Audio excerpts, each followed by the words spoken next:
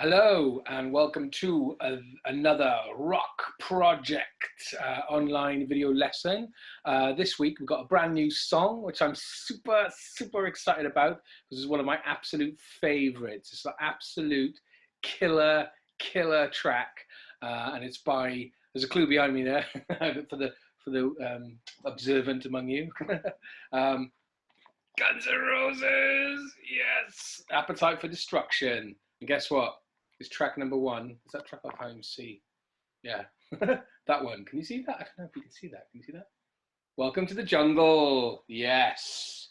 One of the best artworks, album artwork. I can't even speak today. Artwork, album, artwork cover. I can't even speak. Album covers ever. So yeah, brilliant. We're loving it. So we're going to learn all the riffs, all the parts, everything over the next couple of sessions. So this week we're going to focus on the rhythm guitar parts. So there's quite a lot to learn. There's quite a lot in here, and then we'll have a look at the guitar solo next week as well, which is great. It's just a classic Slash. It's just so great. What can I say about Slash? I just love that guy. His playing just fantastic. So yeah, Appetite for Destruction. I think it came out in 1987. How old was I in 1987? I was probably about 14 or something, maybe. I don't know. Yeah, something like that. And it was huge when this record came out. It just blew everyone's minds. And then they played Donington Monsters of Rock in 1988, and I think it was Iron Maiden the headline that year, and Kiss. I didn't go to that one, unfortunately, because I was a little bit too young. I might have, yeah. Well, I could have gone maybe, but I didn't.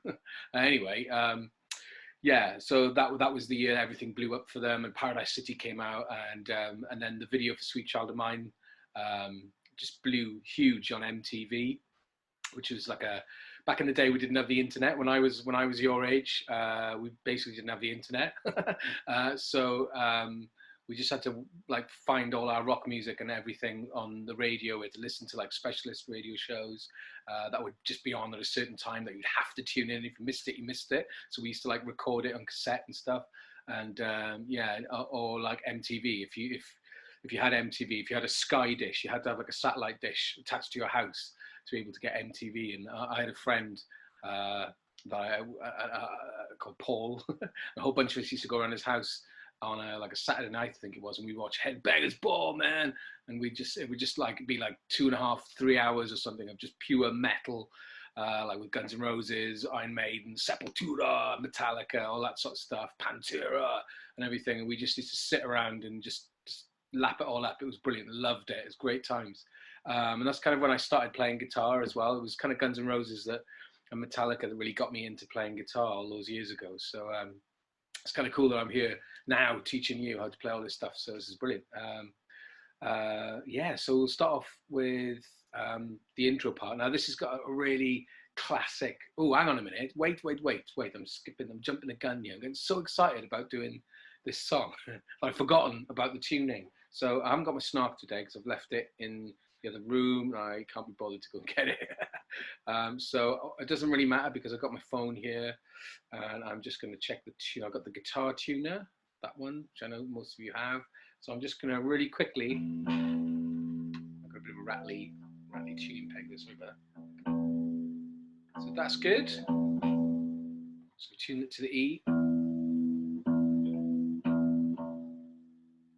Great, so that should be good. I'll put it here so I can see a bit better. Okay, with that. Right, hope that doesn't drop on the floor. Okay. Oh, it's a little bit, it's gone a bit. Okay, what I should say is that actually, if you want to play along to the actual record and the original version on YouTube or Spotify or wherever you listen to your music these days, or if your like parents have got the actual vinyl or CD of this record, it's in E flat tuning, so it's detuned. So it's not standard tuning; it's detuned a half step. But I'm not going to do that today. I'm just going to keep it in standard tuning, just because it gets a bit fiddly, kind of detuning and all that sort of stuff. So we'll keep it in standard. We'll learn it in standard, and yeah, that'll be fine. It still sounds cool. It still sound cool, and you can practice along to. There's plenty of videos on YouTube where people have pitched the song up a half step, so it's in standard tuning, and I'll send a link through as well to make sure you've got that so you can practice along to it. And I'm going to be practicing along to it on YouTube when we do a playthrough later. So yeah, so basically I'm just going to standard tune. So I'm just going to drop down a little bit. Yeah, then we're going to go to A. Ooh, a little bit.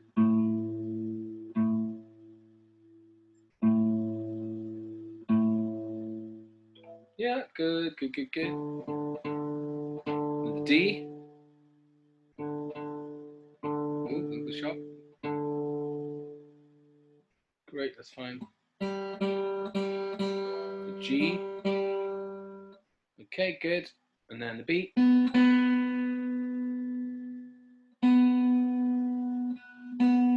Great. And the high E. Ooh, okay, great. So we'll just check those. Oh, I'm going to turn that off because that keeps plinging. It's a bit annoying. So we should have your low E there. Okay, and then your A.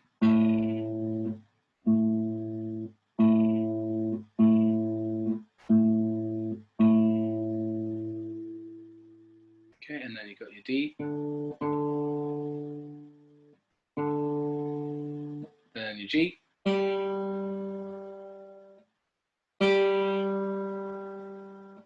Okay, and then the B.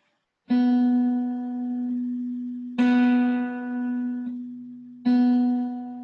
then the high E.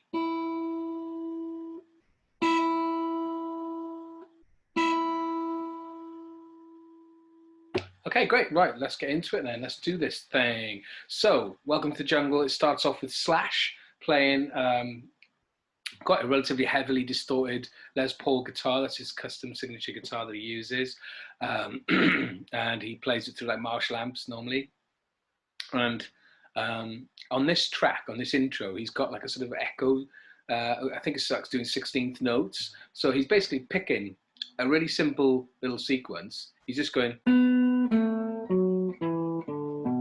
like that. But because he's got the echo delay set to 16th notes, it kind of goes. But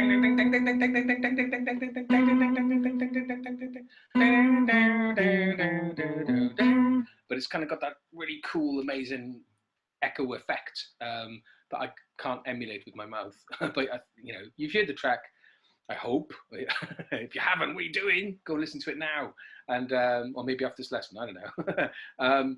And yeah, so yeah, just have a listen to it. You see what I mean? But yeah, you can. It still sounds cool if you can kind of emulate it by just.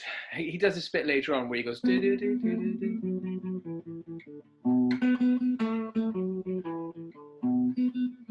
it's basically that's what it is.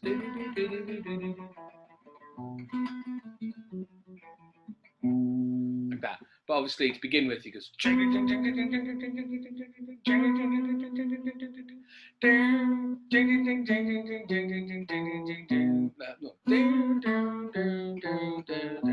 So what I'm doing there is I'm playing. I'm in a kind of. What am I doing? Like that. It's like an F sharp pentatonic shape, box shape, the classic box shape. Don't get stuck in the box. So what you got to do, you just got to go to the 4th fret on the G. Start there. If you have got an echo pedal and you can set it to 16th notes and you can get it right, you can just hit that note and it'll just sound like the record. Hopefully, you'll just go.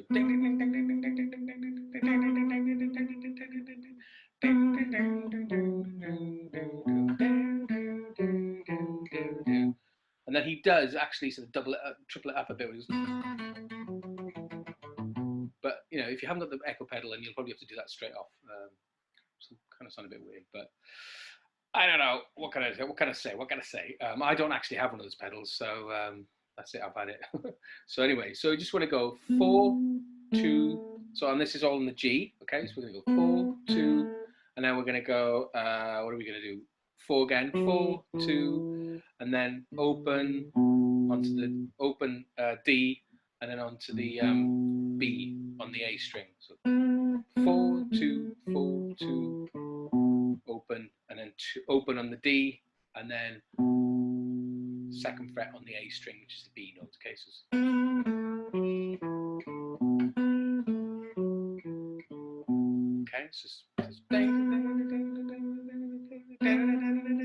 plays that twice, and then he goes into the.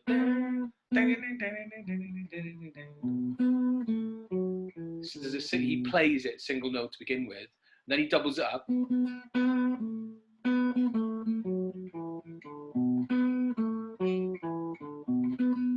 then kind of triples it up and it goes like that. And in the background, you've got Izzy Stradlin, who's one of the great unsung heroes of that sort of scene, that whole band. He's just a great rhythm guitar player. He's like really influenced by like the Rolling Stones and kind of like more of a sort of blues rock edge to him, like, you know, whereas maybe like Slash had a bit more of a hard rock kind of more influenced by like Jimmy Page from Led Zeppelin and Joe Perry from Aerosmith and those kind of classic rock guitar players, but also he's really influenced by like the Stooges, like kind of early proto-punk stuff as well. So like he kind of had that energy, and you know he was a bit more, and you know obviously he's a lead guitar player primarily as well. So but one of the things I really like, and we're going to need to focus on in this song, is getting the rhythm, because I think one of the unique things about Guns N' Roses is that they didn't just play power chords. They had loads of little chord inflections, you know, like and lots of like. So they'd play a power chord, but then they'd add like an extra little note on and off, and just, or they'd play like a D major, and they'd arpeggiate, and they do all sorts of little things, just to make their guitar, and they kind of the dual interplay between Izzy Stradlin and Slash is just a joy to behold. If you really sort of sit down and put the headphones on and just really listen to what's going on, you know, and you can hear the two players, you know, kind of playing off each other, and it's just a beautiful, beautiful thing to listen to, and just hear those guys just coming up with this really cool stuff and these really amazing, iconic riffs, like song after song after song after song on that record. And it was their debut record as well. So I think they released an EP, like a live EP with some sort of acoustic songs and things before, with a couple of covers on and all that. But this was their first original album, 12 tracks of just pure, like, you know, hard rock, you know, riffery. It's just a masterpiece, you know. It's not just the riffs, it was the songs, it was Axl Rose's kind of high kind of AC/DC kind of wow voice as well, you know, but he had that grit as well, and it was just, yeah, the bass playing was really cool, like Duff McKagan's bass playing was just really inventive, and like just, you know, almost acted as like a sort of lead guitar in its own sense, you know, and really kind of made the songs stand out.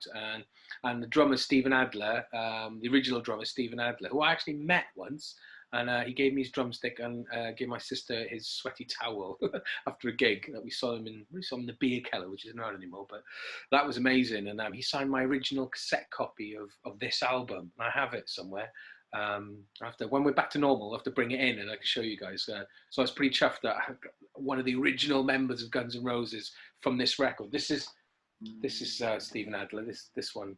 When I was a kid, I used to try to figure out. I didn't know who was who, so I used to think that was like Axl, and that was Slash or something. I got it all wrong. Anyway, I just didn't know who was who. I do know now that that's Izzy Stradlin. That's Steven Adler. That's Axl, that's Duff, and that's Slash right at the bottom there. So anyway, I'm going off on one now. I need to pull me back. But yeah, so what was I saying? Yeah, the drumming, Steven Adler's drumming was just kind of wild and off kind of all over the place. And I think there's a really great live performance of them at the Ritz, where it's just pure, it feels like it could fall apart any minute. But it's just so rock and roll. It's just the most electrifying, one of the most electrifying performances I've ever seen. Obviously it wasn't there because it was in LA somewhere back in the mid 80s, but just to watch it, I remember it was broadcast on BBC Two kind of in the early 90s, I think, or something, or maybe late, probably early 90s, probably like 91 or something. And I recorded it on VHS and I just watched it over and over and over again because it was just so brilliant, because we were all there and they had the guitars really low and like just. But what I suppose one getting back to is the fact that it's not just about the riffs and the attitude, it's the kind of way that they play the riffs, which I'll go into when we burst into this song, because this is the first song off the record, like I said earlier, and it just really kind of sets the stall out for how the rest of the album unfolds. You know, because it's got that sort of swagger to it, and it's almost like kind of, I don't want to say funky. It's not like, I don't know if you can ever really describe Guns N' Roses as funky, but it's just got this really kind of super groove to it. It's like, you know, Paradise City.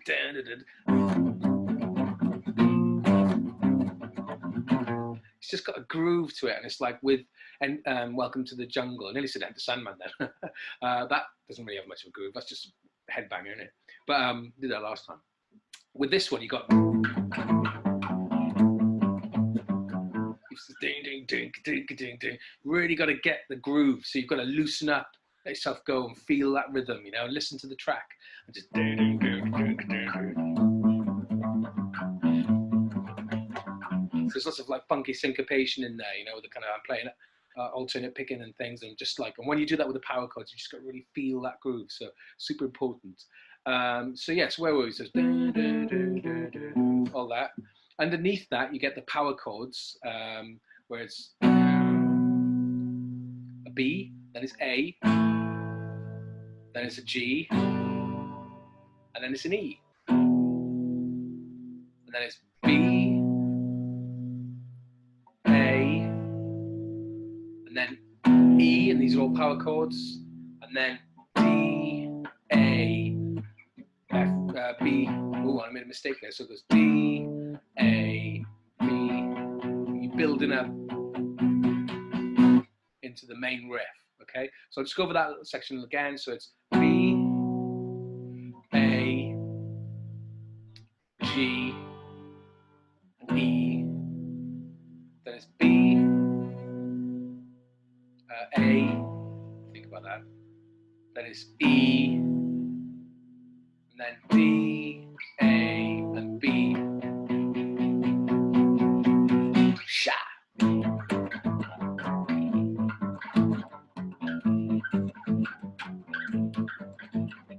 Welcome to the jungle. We got fun and games. Goes into the riff then. So yeah, so we'll start off with that main riff then. So basically, there's two different ways you can play it. I was playing it as kind of a root fifth power chord there, where I was on the 5th fret, and I'm just going, hitting the A there. I'm certain all of you know about root fifth power chords, but yeah, you got the root fifth, your first finger on the A, and then you kind of use either your pinky or your third finger on the 7th fret. I'm using my pinky for this, and you're just going. I'm going to the G. And it's ding ding ding ding. It's just like, love that. Oh no, I'm playing it wrong.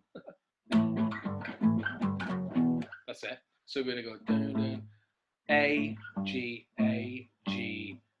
F sharp E.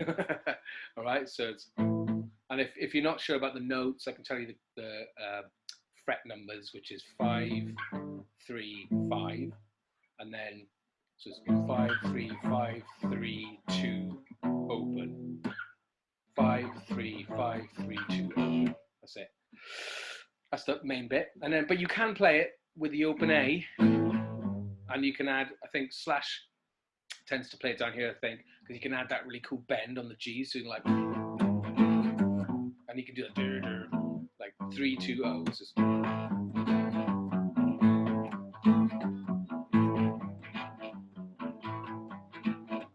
welcome to the jungle. We got fun and games.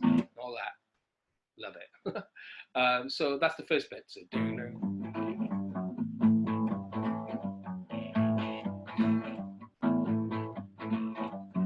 if you can see my picking hand, because I don't know if it's blurring out in this video. But yeah, there's lots of like picking up and down and all that sort of stuff. So like that. And then all we got to do then is just move to the, he does move up, and I've watched this, because I've watched him, I've seen Guns N' Roses perform multiple times now. I've probably seen them about 5 or 6 times. I was lucky enough to see them on the Use Your Illusion tour back in August 1991. They had Nine Inch Nails opening, and then the band called Skid Row, who were like massive at the time, were kind of like a hair metal, hard rock, you know, and you know, fist in the air, fist pumping anthem band. So it was really great. It was a really hot day, and it was amazing. And when I saw Slash, because he was my ultimate guitar hero, when he came out with his top hat and everything, it was just like blew my mind. All the lights, and it was Wembley Stadium as well. It was the old Wembley Stadium, and it was like 80,000 kind of metalheads in there, like just desperate, all wanted to see Guns N' Roses because they hadn't played the UK for a few years at that point, and they hadn't done anything since they hadn't released like a proper record since 1987. So yeah, everyone was like desperate. They were the biggest, most dangerous, scary band in the world, and it was like there they were in front of us, and it was a really magical moment that you never forget those moments. It was great. But yeah, it's just like, so what we're doing, we're going to go. So what we're doing there, we're going E, we're second position E power chord, sort of on the 7th and the 9th, bigger than the 9th fret on the D and the G. So 7th on the A. What am I talking about? E. Not E. It is on the A string. So we go 7, 5, 7. So we're going to E, D, E, and then we're going to go E, D, E. We go back to the D, and then we're going to go to the C sharp on the 4th fret, and to the B, just like that.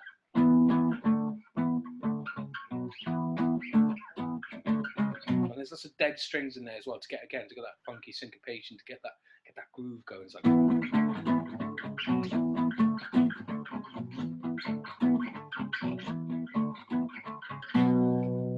love it. And if you watch any of the live videos of Slash playing this playing this song, or live performances on YouTube or whatever, it's just a joy to watch Slash playing this riff, especially when he does that section there where he goes up to the E and the D and all that, and does it in that position. You can just see his hand just like sliding around the neck. It's just effortless. It's just super cool.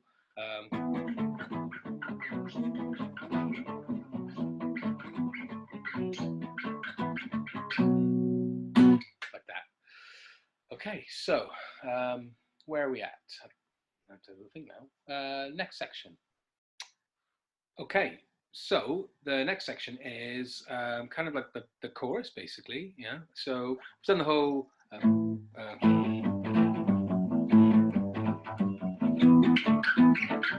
Key change. Then what we're going to do is going to change key again. We're going to go to the C and D, and then into the killer chorus riff, which is. Then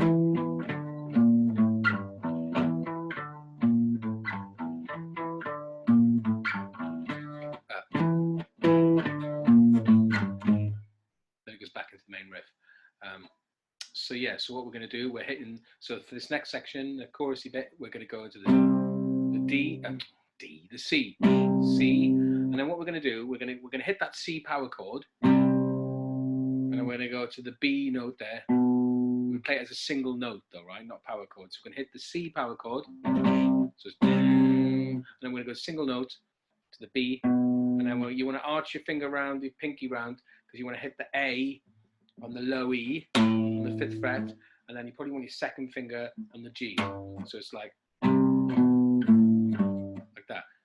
C, B, A, G. And it's exactly that same shape and finger shape positioning that you use when you go to the D. So you hit the D, then slide down one note, and then to the the C sharp.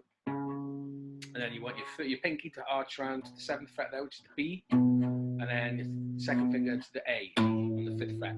So it's. Hopefully you can see that. So it's. Oops, hello.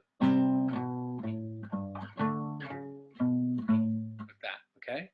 And then we're going to go into that killer riff. That's better. I lost my voice. So what we're going to do, we're going to go. I love doing that little hammer on there.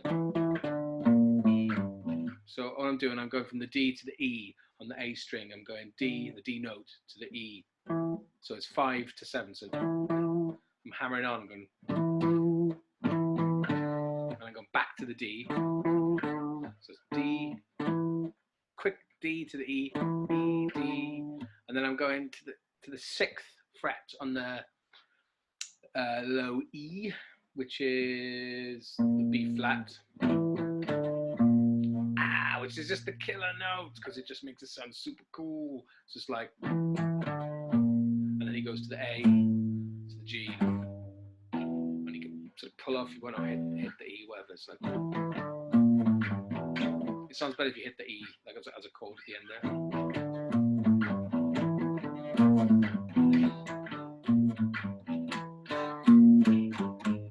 So what he does there, right at the very end, before he goes back into all that for the second time, for the second verse, he just does a kind of sort of 1, 2, 3, 4, 5, 6, like that. But he kind of goes in a different. Right at the very end, it kind of goes 3, 4, so it kind of goes back on itself. So it goes. You've got that main riff, which is like 5, 7, 5. And then 6, 5, 3, 0, which is the main riff. Does like 3 times, I think.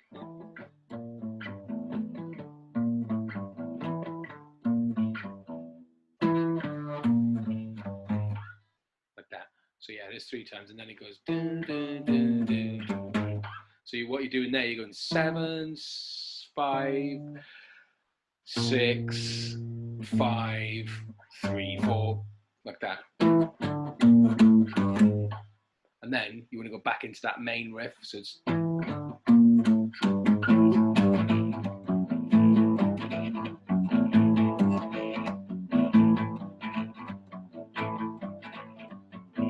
then back, do that whole section again.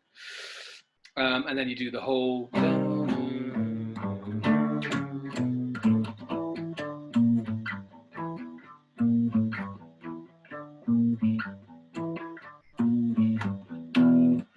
Then we go into like a little guitar solo bit.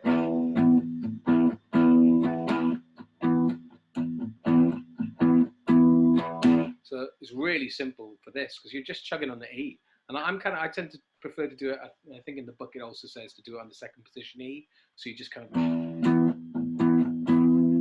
So what I'm doing, I'm kind of hitting the low E there, and then kind of hitting the power chord underneath it. So I'm going. I'm doing a little bit of palm muting as well. So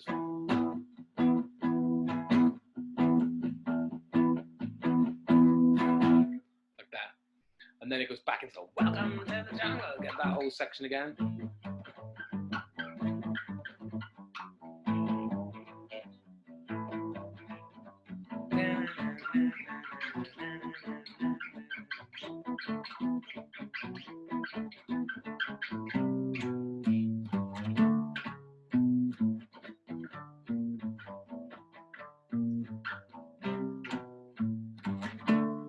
Beats that. Like that.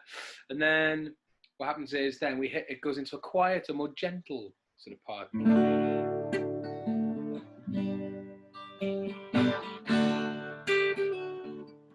So what we're doing now, he's just hitting a D major, open D major chord, and then a G major. But you can play it as well with power chords, as bar chords, with a D sus there. You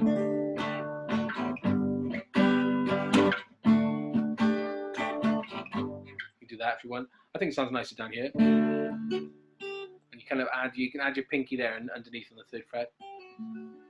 And it kind of, you can get those arpeggios in there a bit better. I'm not playing with a pick today. I very rarely play with a pick. I'd recommend that you do play with a pick if you can, just to sort of get used to that.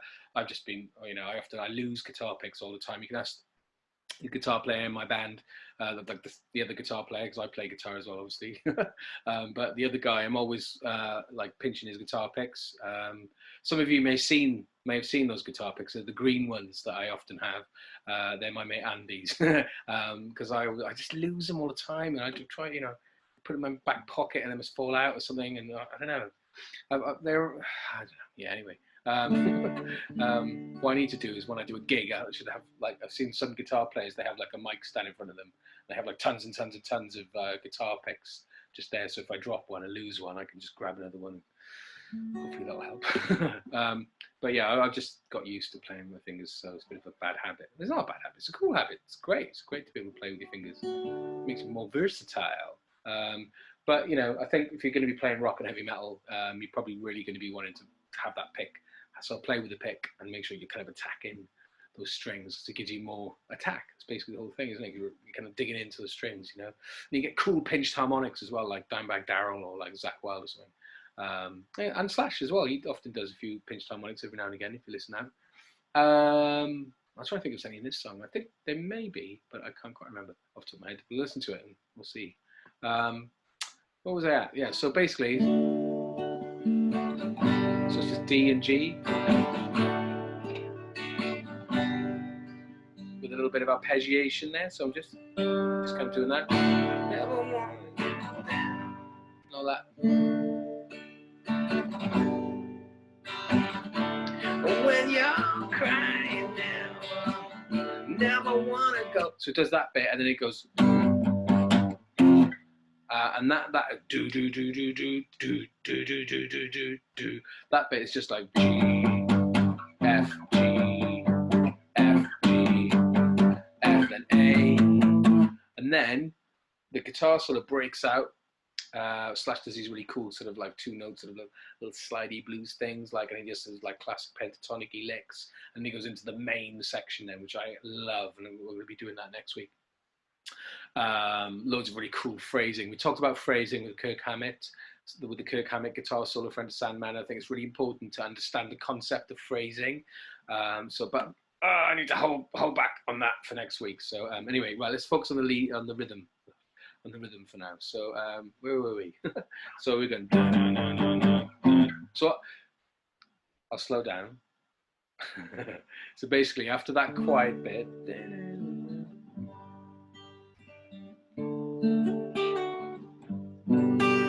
after all that, we're going to go into the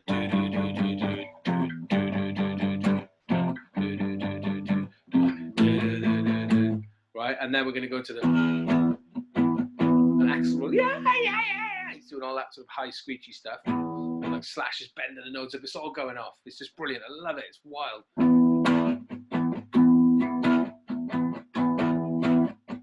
And then it changes keys as though to C sharp. Basically, it's going C sharp.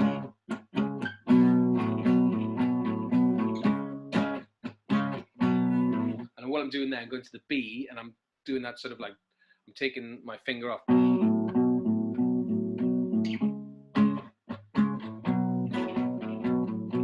Like that. So, and that's the.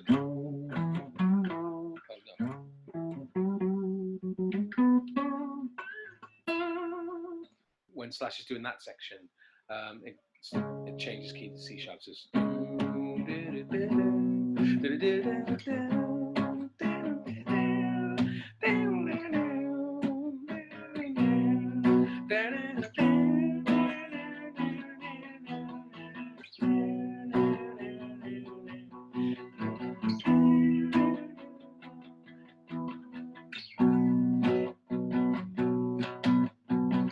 To that, it just switches again, and so it goes to E. So it goes from the C sharp and the B. So I think you do that 3 times, and then you go to E, and then to the B.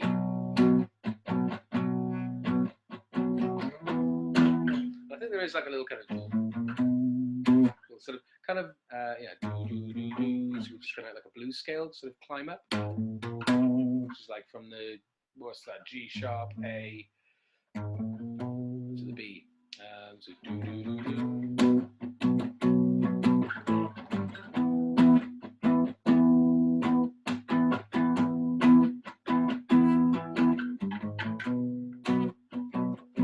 like that. And then what happens after that bit? So I think we're going to go. It kind of builds up in the F sharp.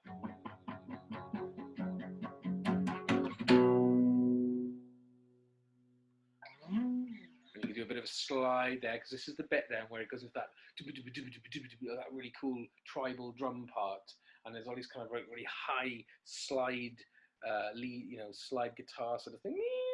And it's all got loads of echo on it as well. But then you've got the rhythm guitar part that's kind of going.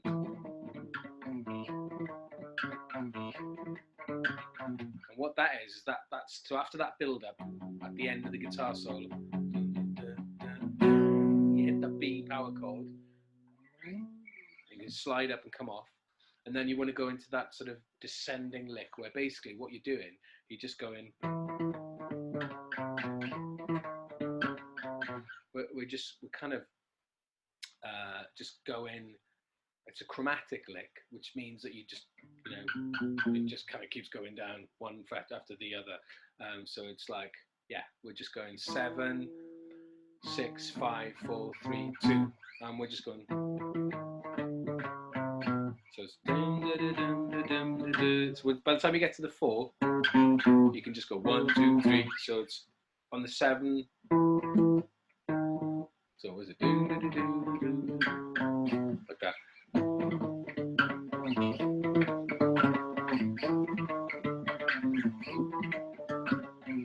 Like that. There's a few like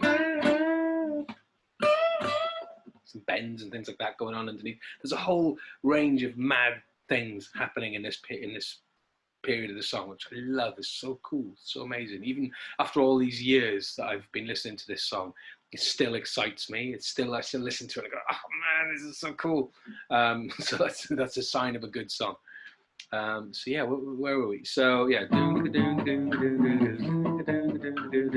there's lots of like alternate picking going on there, lots of funky syncopation, like that. Okay, and then what he does then, he kind of does this. Which again is, this is an inverted power chord, and I think we talked about this recently, or maybe it was one of the junior videos, I can't remember. But basically, you get that kind of, when you invert a power chord, you just basically get black metal. So it's like, but I love it that they there's actually a bit of a kind of black metal vibe in this song, believe it or not, because I don't, it's not really black metal, but basically the chords played in a certain way. If you tremolo pick the chords like that, it becomes instant black metal. But in this, it's like, it's still playing the same rhythm, but with an inverted power chord system. But basically your leading, your root note is on the E, the 7, the 6, the 5, 4, 3, 2. But you're doing, it kind of adds that second note. So I can play it.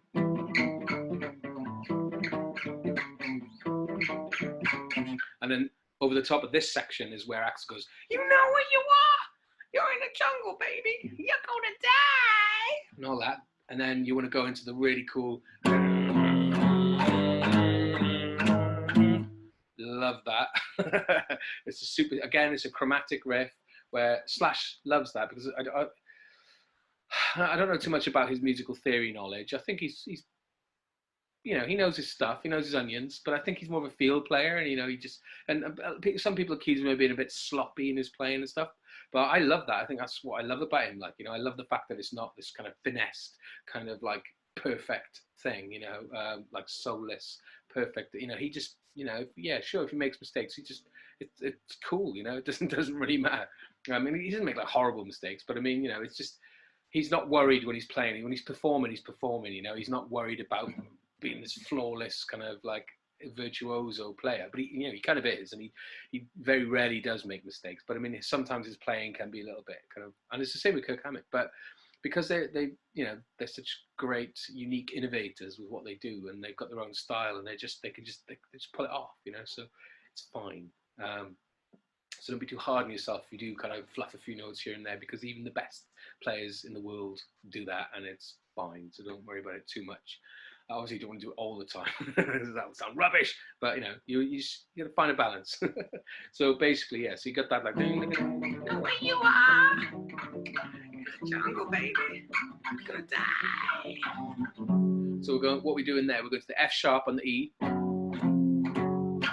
So what we're doing, F sharp, F sharp, G. So it's like 2, 1, 2, 3. and then we're going to go to the G sharp, repeat that same sort of finger positioning, end up in the A, and then it's, we're going back to that pre-chorusy sort of a,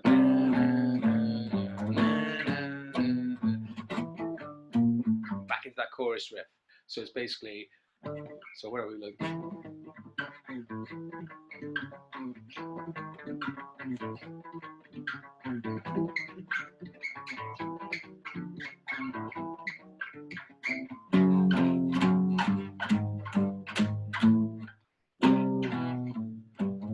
There was no pause there.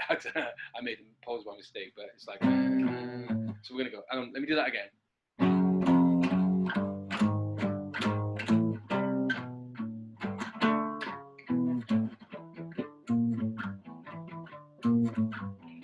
Now in this last section, it kind of, in the jungle, welcome to the jungle. It kind of goes to that D, C and D part quite a lot.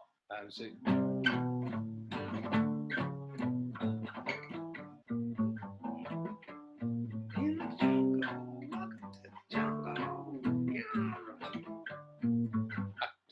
Struggle to sing and play that section, so I'm really sorry about my really terrible attempt there. But yeah, so basically that's what's kind of what you do. Basically, you just, you know, you're just gonna go for the rest of the song, pretty much alternating between that. You play it twice and then go to the D.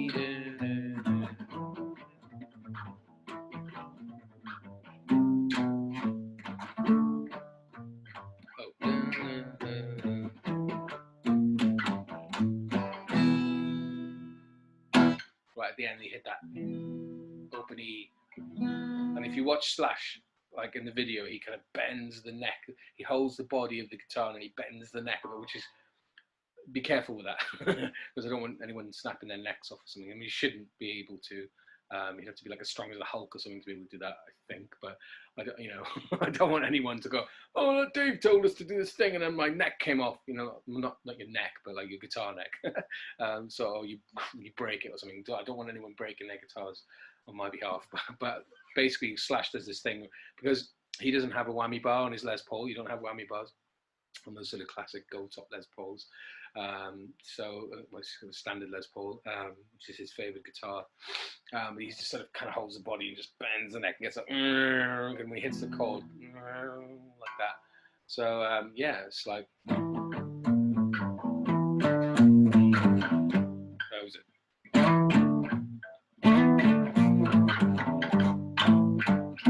Yeah, it's just.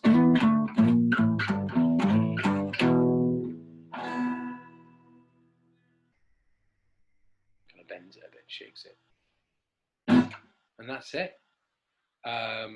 So hopefully that all made sense, and hopefully my little weird stories and stupid rambles in the middle were entertaining, vaguely, I hope. If not, you can just fast forward those bits and try and find the bits where I'm playing. Anyway, I've had loads of fun doing this. This is great. I will see you next week. Yeah, watch this video over and over and over again, and listen to the album over and over again, and it's amazing. And yeah, remember it's in E flat, the original, but we're playing to the standard version. So find the standard version on YouTube. Like I said, I can send a link, and I've also got the look, I've got the guitar tab here as well. So I'll make sure that that Matt has the screenshots of the actual guitar tab to help you out as well. All right, so have a good week, and I will see you next week for more rock at the Rock Project. So yeah, have fun with this one, and then like I said, we'll do the guitar solo next week. All right, have a belter. Rock on, rock hard, rock heavy, rock on. Take care. Bye.